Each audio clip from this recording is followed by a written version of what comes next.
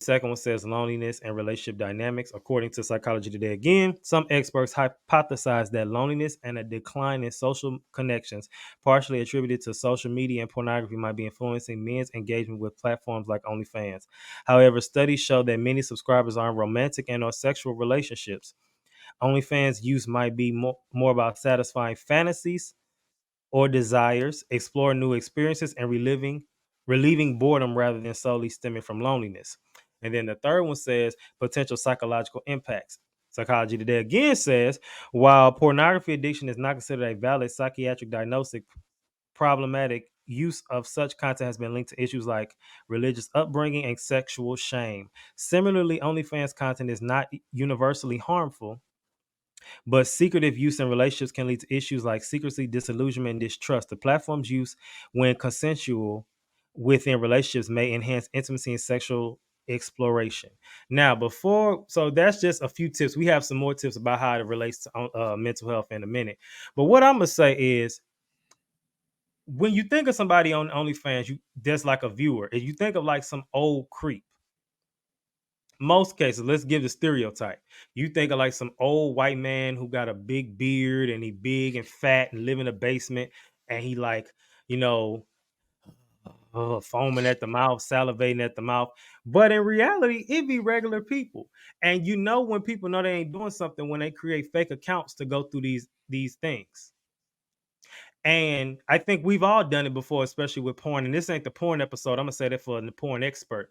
But some people say, well, that's because we're ashamed and we should be sexually liberated. But I challenge that, because my logic and my view, and please correct me, it when you're doing all these fantasies and things, you'll never really be satisfied.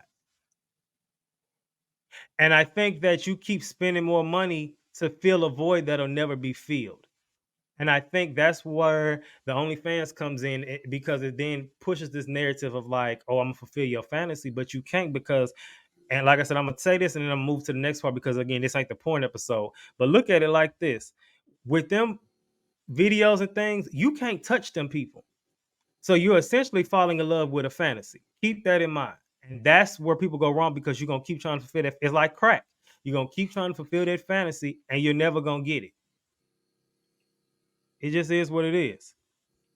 Now, before we move on, let's ask you another question. So, from experience in sports and broadcasting, how do you view the mental health challenges um, unique to these industries, and what advice would you give to young professionals navigating these pressures? Because you did sports broadcasting and all that good stuff. So, yeah. The mental challenges around broadcasting is and just like the media, I would say the media industry in general, is that you have to not lose yourself in the industry. But I don't mean that in the way where a lot of people hear, like, let's just say the music industry, like, oh, don't lose yourself in the music industry. It's a different kind of lose yourself. I mean that in the way of you will work a lot of hours. Like, you have to. This is the first year that I have not worked holidays in maybe about 12 years, because I'm finally like taking ownership of my life and my schedule more. And I missed a lot of birthdays. Missed a lot of graduations, a lot of life, like milestone events for people, because I worked in the media, because there are no days off. The TV, the media is operating 24/7. So it's Yeah. really easy for people to work 10, 12-hour days. At one point, I was working 16-hour days, and I was putting myself in the dirt. I wasn't communicating with people. I wasn't having like good, genuine relationships with people. And that's what I mean by I was losing myself. I was losing my friends. I was losing, the couple of family members that I spoke to. I was literally losing myself. So if you're looking to get into the media industry, like, just, keep in mind, don't lose yourself. Make sure you always remind yourself what your worth is, because it can be easily forgotten if you're working 12-hour days and then you're immediately going home and going to sleep. So those were some of the mental challenges. Just like just staying true to yourself, and uh, making sure that I fostered the relationships that I had in my life. That was hard, because I always felt like I was letting people down. So you made a comment talking about, I want to piggyback off that and we'll kind of unpack that a little bit. You made a comment talking about some staying true to yourself. So, Mhm. just your opinion. Do you feel as though people who do OnlyFans, do you really feel like they're being true to themselves, or do you feel as though what do you think that's rooted in? This is your opinion. There's nothing wrong. You might not think nothing wrong with it. um, I think it all really depends. So there's some people that are very free, like they love showing off their body. Like as soon as it gets to be, let's just say 40 to 50 degrees outside, they're wearing less clothes because they're just that confident in their body and they love showing it off. And so they're like, oh, well, if I can show off my body even more with less clothes and the body that I'm confident in, whether it's a man or a woman, uh, and they realize they can monetize that, why not? Then I think on the other side of the spectrum, you may have people that are starting accounts like that realize or have been told that they can make an account to be able to make money. And then those are probably the people that are making like the faceless accounts or anything like that.